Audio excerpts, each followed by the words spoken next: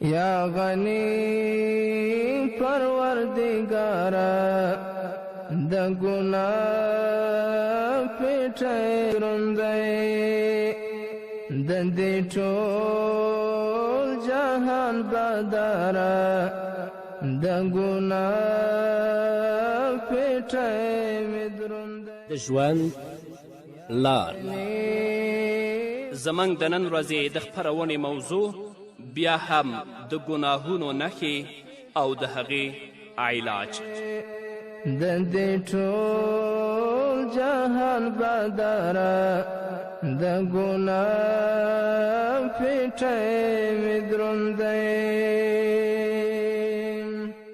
بسم الله الرحمن الرحيم. الحمد لله رب العالمين حمد الشاكرين، الصلاة والسلام على سيد الأنبياء والمرسلين سيدنا ونبينا وشفيعنا ومولانا محمد وعلى آله وأصحابه الطيبين الطاهرين. قدرمنو اوریدونکو د ژوند د لارې د خپرونې مینوالو، السلام علیکم ورحمة الله وبرکاته. ستاسو روغتیا او خوشحالي د پاک رب نه غواړم په دې هیله چې د صحت او عافیت جامې پر تن ولرئ او خوشحالي مو په برخه وي. دا دی زه محمد یاسین فهیم د ژوند د لارې د خپرونې په وړاندې کولو کې ستاسو په خدمت کې یم. زموږ د نن ورځې د خپرونې موضوع بیا هم د ګناهونو نښې او د هغوی علاج. درنو اوریدونکو، د ګناه له امله انسان خپل ځان هیروي. علامه ابن قیم رحمه الله لیکي، انسان چې کله ګناه وکړي، ژوند په فساد او په منکراتو کې تیر کړي، نو دې انسان خپل رب هیر که. نو کله چې دې خپل رب هیر که، نو الله رب العزت داسې ګناهګار انسان ته دوه ډوله عذابونه ورکوي. یو دا چې الله رب العزت هم هیروي، دویم دا چې الله رب العزت د دې ګناهګار انسان نه د خپل ځان هیروي. چې کله د ګناهګار انسان نه خپل ځان هیر شه، نو بیا داسې انسان د هلاکت کندې ته نږدې کیږي. نه یوازې دا، بلکې دا کس له خپلو عیبونو څخه هم غافله کیږي او تر دې حده غافله کیږي چې د ځان د سمونې په اړه ورسره هیڅ خیال نه وي. نن سبا ډیرو خلکو خپل ځانونه هیر کړي دي. د دنیا ژوند د آخرت په ژوند باندې غوره ګڼلی دی. دوی داسې ګمان کوي چې دوی ډیره ګټه کړې ده. دوی ولیدل چې دنیا نغده ده او د آخرت معامله قرض یا وړیا ده. د دې ځای شهوتونه او مزې هم نغدې دي او د آخرت معامله به کله کیږي. له همدې امله دوی په دې لنډې ګټې باندې خوښ شول او خپل ابدي ژوند یې تباه او برباد که. الله رب العزت په سورة بقره کې 88 آیت کې فرمایي، اولئک الذین اشتروا الحیاة الدنیا بالآخرة فلا یخفف عنهم العذاب ولا هم ینصرون. دا هغه کسان دي چې آخرت یې پلورلی دی، دنیا یې پیرلې ده، نو له دې امله به یې نه په سزا کې آسانی راوړی شي او نه به ورسره مرسته وکړی شي. همدارنګه الله رب العزت په سورة بقره کې 14 آیت کې فرمایي، اولئک الذین اشتروا الضلالة بالهدى فما ربحت تجارتهم وما كانوا مهتدین. دا هغه کسان دي چې د هدایت په بدل کې گمراهی پیرلی ده، یعنی هدایت یې ورکړی او گمراهی یې اخیستې، خو دا تجارت د دوی لپاره ګټور نه دی او دوی هیڅ کله پر سمه لار نه دي. الله فرمایي وما کانو مهتدین. په کومه ورځ چې دوی ته معلومات وشي چې د دوی سوداګري د تاوان سوداګري وه، نو دوی به ډیر افسوس کوي. په داسې حال کې چې کومو خلکو د دنیا پر ځای آخرت غوره ګڼلی و، هغوی ته به د دنیا ژوند لکه د خوب په څیر ښکاره شي او د دوی ژوند به د دوی په خیال کې د یوې لمحې په څیر ختم شي. الله رب العزت په سورة یونس کې فرمایي، ویوم یحشرهم کأن لم یلبسوا الا ساعة من النهار یتعارفون بینهم. نن په دې دنیاوي ژوندانه کې مست دي او په کومه ورځ چې الله رب العزت دوی راپاڅوي و یوم یحشرهم نو همدغه د دنیا ژوند به دوی ته داسې ښکاره شي چې ته به وایې دوی صرف پوره 1 ساعت په خپلو منځونو کې د پیژنګلوي لپاره ځنډېدلي ول. همدارنګه الله رب العزت په صورت نازعات کې 42 آیت نه تر 46 آیت پورې فرمایي یسألونک عن الساعة ایان مرساها فيما أنت من ذكراها إلى ربك منتهاها إنما أنت منذر من يخشاها كأنهم يوم يرونها لم يلبسوا إلا عشية أو ضحاها. دا خلک چې له تا نه پوښتنه کوي چې ښه نو د هغه ساعت تحقق به څه وخت کیږي؟ ستا څه کار دی د هغه په ښودلو کې؟ د هغه علم خو یوازې الله رب العزت لره دی، ته یوازې خبر ورکوونکی. انما انت منذر من یخشاها، د هر هغه چا چې له هغه ساحت څخه ویریږي، هغه ورځ چې دا خلک هغه وګوري نو دوی به داسې ونګیري چې دوی په دنیا کې یا د مرګ په حالت کې صرف د یوې ورځې وروستۍ برخه یا لومړنۍ برخه تیره کړې ده. همدارنګه الله رب العزت فرمایی قال کم لبستم فی الارض عدد السنین قالوا لبسنا یوما او بعض یوم فاسأل العادین قال إن لبستم إلا قليلا لو أنكم كنتم تعلمون. بیا به الله رب العزت له کافرانو نه پوښتنه وکړي، ووایئ تاسو په ځمکه کې څومره کلونه اوسېدلی؟ هغوی به ووایي موږ یوه ورځ یا د یوې ورځې یوه څه برخه هلته اوسېدلي یو. له شمار کوونکو څخه پوښتنه وکړه، وبه وایي لږ وخت اوسېدلي، کاشکې تاسې په دې باندې په هغه وخت کې پوهېدلی. همدارنګه الله رب العزت په صورت طه کې فرمایی یوم ینفخ فی الصور ونحشر المجرمین یومئذ زرقا یتخافتون بینهم ان لبستم الا عشرا نحن اعلم بما یقولون اذ یقول امثلهم طریقة ان لبستم الا یوما. په هغه ورځ چې کله شپېلۍ پوه کړی شي او موږ به مجرمان په دې حال کې ایثار راوړو چې د هغو سترګې به هیبت وهلې، رډې شنې ختلې وي، په خپلو منځو کې به پټ پټ ووایي چې په دنیا کې به ستاسې ایله بیله 10 ورځې تیرې کړې وي. موږ ته ښه معلومه ده چې هغوی به څه وایي. موږ په دې هم پوهیږو چې د هغو څخه چې څوک ډېر زیات په احتیاط سره حساب کوونکي وي، هغوی به ووایي چې نه، ستاسې د دنیا ژوند یوازې یوه ورځ ژوند و. نن ورځ خلک د دنیا په محدود او په لنډ ژوند باندې دوکه شوي دي. د دنیا خواهشاتو او د دنیا شهوتونو او د دنیا مزو ته د آخرت په تلپاتې ژوند باندې ترجیح ورکړي. د دنیا ژوند ته ژوند وایي، خو کله چې د آخرت په ورځ الله رب العزت ترېنه پوښتنه وکړي چې تاسو په دنیا کې څومره ژوند تیر کړی دی، نو یا به دا وایي چې د ورځې یوه حصه یا یوه ورځ.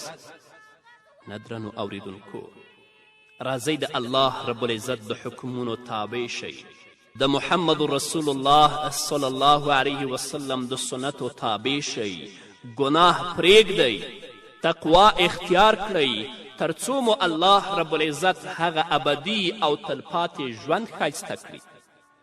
او که خدای مکړه په دې محدود او لنډ ژوند باندې او په لنډو مزو باندې دوکه شو، دې ته مو ژوند ویلې، ژوند مو په ګناه، فساد، رشوت، حرامخوري او سودخوري کې تیر که، نو هلته به بیا د الله رب العزت په تلپاتې عذاب کې گرفتاره اوسو.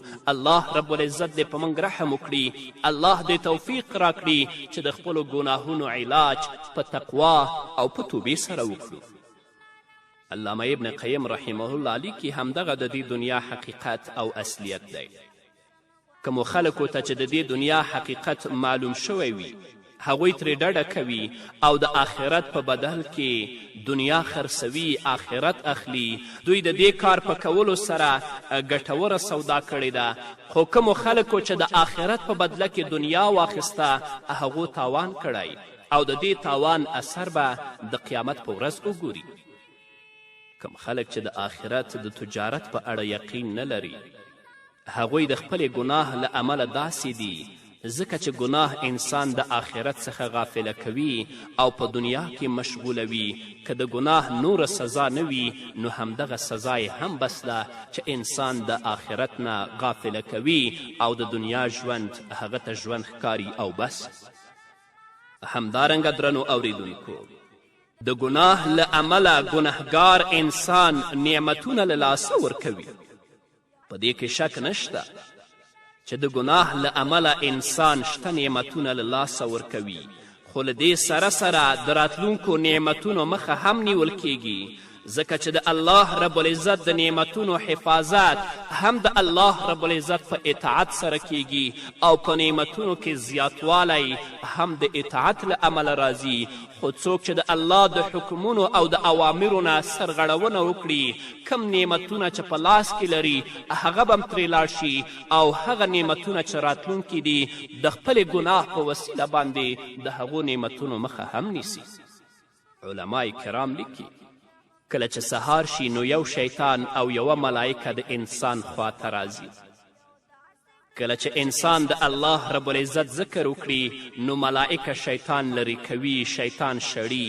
خو کله چې انسان ذکر ونه کړي نو ملائکه ځي او شیطان له دې سره پاتې کیږي. نو هغه خویندې او ورونه چې سهار وختي د غفلت د خوب څخه پاڅیږي او دس کوي، الله رب العزت ته په مانځه باندې درېږي، نو دوی د الله ذکر کړی کومه ملکه چې له دوی سره ده هغې ملکې شیطان وشړه. ټوله ورځ به د دوی په راحت کې او د الله رب العزت په عبادت کې تیریږي. اما هغه ورونه او هغه خویندې چې سهار د غفلت په خوبونو کې پراته دي، نه اودس شته او نه مونځ شته، نو په دې صورت کې شیطان د دوی ملګری دی او ملکه ترې ځي او همدغه شیطان به دغه بېنمازان د هلاکت کندې ته ورغورځوي. الله رب العزت په صورت فصلت کې 10 آیت نه تر 11 آیت پورې فرمایي: ان الذين قالوا ربنا الله ثم استقاموا تتنزل عليهم الملائكة ألا تخافوا ولا تحزنوا وأبشروا بالجنة التي كنتم توعدون نحن أولياؤكم في الحياة الدنيا وفي الآخرة. کومو خلکو چې وویل الله رب العزت زموږ رب دی او بیا هغوی په دې باندې ثابت قدمه پاتې شول، په یقیني ډول پر هغو باندې ملائکې نازلیږي او هغوی ته وایي چې مه ویرېږئ، غم مه کوئ او خوښ اوسئ د هغه جنت په زیري سره چې له تاسې سره د هغه وعده شوې ده. موږ د دې دنیا په ژوند کې هم ستاسې ملګري یو او په آخرت کې هم. خو دا په هغه صورت کې چې انسان د الله رب العزت په وحدانیت باندې اقرار وکړي، د محمد رسول الله صلی الله علیه وسلم پر رسالت او په حقانیت باندې عقیده ولري او د خپل په دې اقرار باندې ثبات او استقامت ولري. هدف دا چې ژوند بیا د الله رب العزت د اوامرو او د احکامو مطابق تیر شي، ژوند د محمد رسول الله صلی الله علیه وسلم د ارشاداتو موافق تیر شي.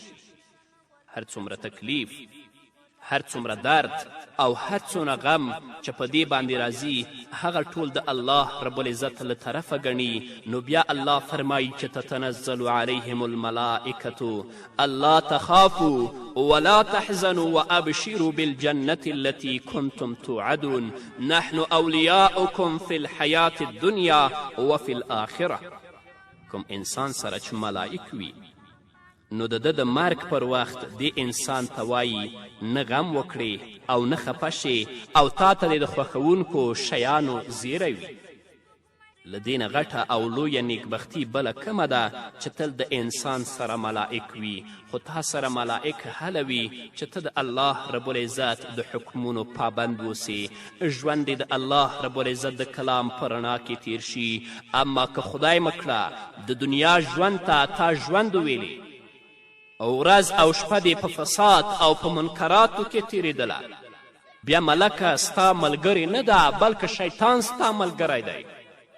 لکه څنګه چې یو حیوان غاړه کې پړی اچوي او هغه هر طرف ته راکاږي هغه حیوان تا سره روانیږي نو چې کله انسان د الله نه غافله شي د الله رب العزت ذکر له یاده وباسي نو د داسې غافله انسان په غاړه کې به شیطان پړی اچوي او د الله د لارې د اسلام د مستقیمې جادې او د شهرانه به منحرف کوي د ګناه د فساد او د هلاکتونو کندې ته به یې غورځوي راځئ چې ګناهونو ته شا کړو ژوند د الله رب العزت د کلام په رڼا کې تیر کړو تر څو رب العزت زموږ نه راضي شي او ملکې زموږ ملګری شي په همدې هیله درنو اوریدونکو نور به واورو خو د یوې دمې نه هیڅ عمل را سره نشته چې مې خلاص کړي له عذابه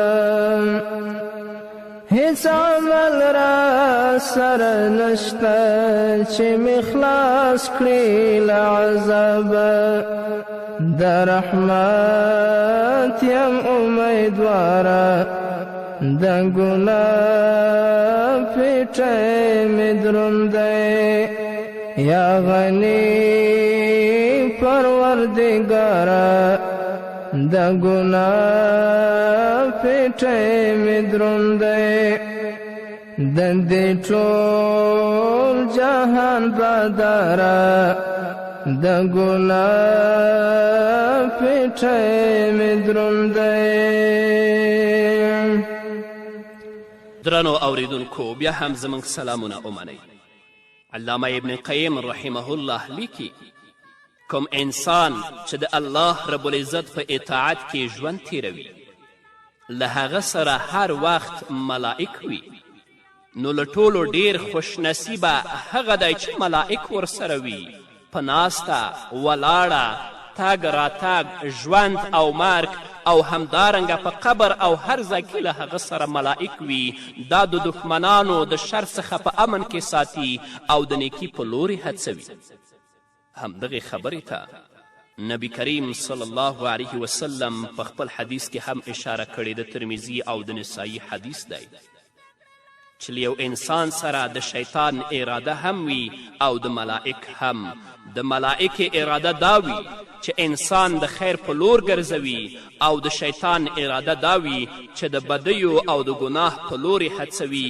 او د حق تکذیب پرې کوي کله چې ملائک انسان ته ډیر نږدې شي نو ملائکې د دې بنده په ژبه خبرې کوي چې بیا یې له ژبې څخه یوازې د خیر خبره اوځي خو که بنده سره شیطان نږدې شي نو هغه د بنده له خولې څخه بدې خبرې وباسي په یو حدیث کې راغلی دا حدیث د امام احمد رحمه الله په مسند کې موجود دی رسول الله صلی الله علیه وسلم فرمایي رحمت او سکینه د عمر رضی الله تعالی عنه په ژبه باندې راځي لکه څنګه چې موږ او تاسو د یو انسان له خولې څخه کومه ښه خبره واورو نو وایو چې دا خو د ملائکې خبره ده او که بده خبره واورو نو وایو چې دا خو د شیطان خبره ده د ګناه له امله انسان له ملائکو څخه لرې کیږي او شیطان ته نږدې کیږي په داسې حال کې چې ملائکې په هر ځای کې له ده سره مرسته کوي نو که غواړئ چې ملائکې مو ملګري وي د الله د حکمونو پابند شئ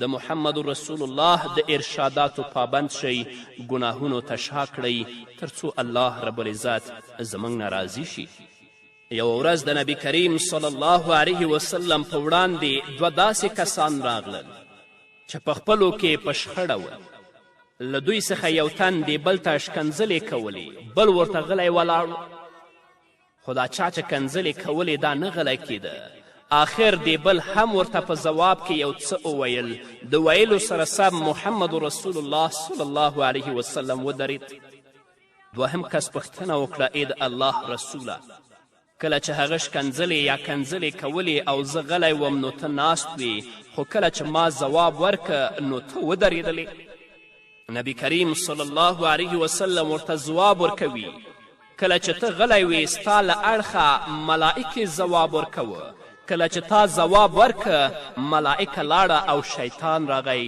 او زه د شیطان سره نشم کېناستلی همدارنګه نبی کریم صلی الله علیه وسلم فرمایي کله چې یو کس د مسلمان په نشتون کې هغه ته دعا کوي نو ملائکې د ده په دعا باندې آمین وایي او داسې هم وایي ستا لپاره دې هم همداسې وي لکه تا چې خپل ورور ته غوښتنه وکړه. همدارنګه د بخاري حدیث دی، نبی کریم صلی الله علیه وسلم فرمایي کم کس چې د فاتحې صورت ولولي نو په دعا یې ملائکې هم آمین وایي. نو که غواړئ چې ملائکې در سره ملګري وي او تاسې د خیر کارونو طرف ته وهڅوي، د الله د حکمونو پابند اوسئ، ګناه ته شا کړئ، تقوا اختیار کړئ، په خپلو کړو ګناهونو باندې توبه وباسئ. علامه ابن قیم رحمه الله لیکي د مؤمن ملائک په هر حال کې او هر وخت کې له ده سره وي او د ده اکرام کوي.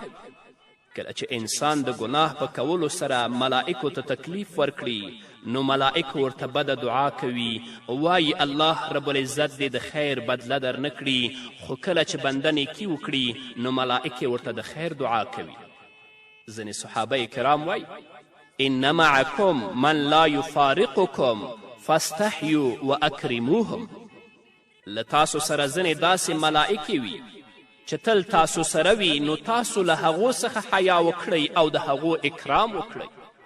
له کومو شیانو څخه چې انسان په تکلیف کیږي له هغو څخه ملائکې هم په تکلیف کیږي او ملائکې خو تل له موږ سره وي، لکه چې الله رب العزت فرمایي وان علیکم لحافظین کراما کاتبین یعلمون ما تفعلون. په داسې حال کې چې پر تاسې باندې څارونکي ټاکل شوي دي، داسې عزتمندې لیکونکي چې ستاسې په هر عمل باندې هغوی پوهیږي، چې څه تاسو کوئ هغوی پې پوهیږي. ملائکه چې د انسان سره وي هغه وخت کې چې د الله د حکمونو پابند اوسې، ګناه ته شا کړې، اما که ګناهونو ته مخه کړې بیا ملائکې درنه ځي، شیطان ستا ملګری کیږي. همدارنګه د ګناه له امله د انسان خیرخواهان له ده څخه لرې کیږي. انسان چې کله ګناه کوي او پرله پسې یې کوي نو د ده د حفاظت کومې ملائکې چې وي هغه ترې لرې کیږي او شیطان پرې مسلط کیږي. دا د انسان ستر دښمن دی، خو د ګناه له امله انسان ته نږدې کیږي. ملائک د انسان د یو ځل دروغو ویلو له امله له ده څخه څو میله لرې ځي. همدارنګه ګناه په دنیا او آخرت کې انسان تباه کوي، ځکه ګناه ناروغتیاوې دي او ناروغتیاوې چې په انسان کې څومره پخیږي هغومره د هلاکت سبب جوړیږي. کله چې په یو جسم کې فساد جمع شي نو د هغه د پاکوالي لپاره چې جسم ته څومره د عذاب ورکول اړین دي تر څو یې ګناه ورژیږي، همدغه راز د زړه غذا ایمان او نیک اعمال دي. تر ټولو غوره درملنه یې توبه ده چې له امله یې هر څه بخل کیږي. نو الله رب العزت دې موږ د خپلو حکمونو پابند وګرځوي. د ګناه د فساد او د منکراتو نه دی الله رب العزت موږ په خپل حفظ و امان کې وساتي. په همدې هیله درنو اوریدونکو دا وه زموږ د نن ورځې خپرونه چې ستاسو درانه حضور ته وړاندې شوه. تر بلې خپرونې پورې چې زه بیا هم ستاسو درانه حضور ته راځم، تاسو ټول په لوی او بخښونکي الله سپارم. پاتې ژوند مو نیکمرغه، ښاد، بریالي او کامیاب اوسئ. د کږې لارې مې بچ کړه، پر سیده لار مې روان کړه. د کږې لارې مې بچ کړه، پر سیده لار مې روان کړه. چې مې زړه سي پر قراره د ګناه پیټی مې دروند دی. یا غنی پروردگارا د ګناه پیټی مې دروند دی. د دې ټول جهان بادارا د ګناه پیټی مې دروند دی. توفیق دا اطاعت را چې حقدار ستا د جنت سم. توفیق دا اطاعت را چې حقدار ستا د جنت سم. امان غواړم لسره ناره د ګناه پیټی می دروند دی یا غنی پروردگارا د ګناه پیټی می دروند دی دندې ټول جهان بادارا د ګناه پیټی می دروند دی زړه او خوله مې ستا د قول کړې تابع ذوالجلاله زړه او خوله مې ستا د قول کړې تابع ذوالجلاله کړې محفوظ مې له انګاره د ګناه پیټی می دروند دی غنی پروردگارا د ګناه پیټی می دروند دی دندې ټول جهان بادارا د ګناه پیټی می دروند دی تل مدام پر سجده یم غواړم جام دستا د عفوې تل مدام پر سجده یم غواړم جام دستا د عفوې ته غفور رحیم غفاره د ګناه پیټی می دروند دی یا غنی پروردگارا د ګناه پیټی می دروند دی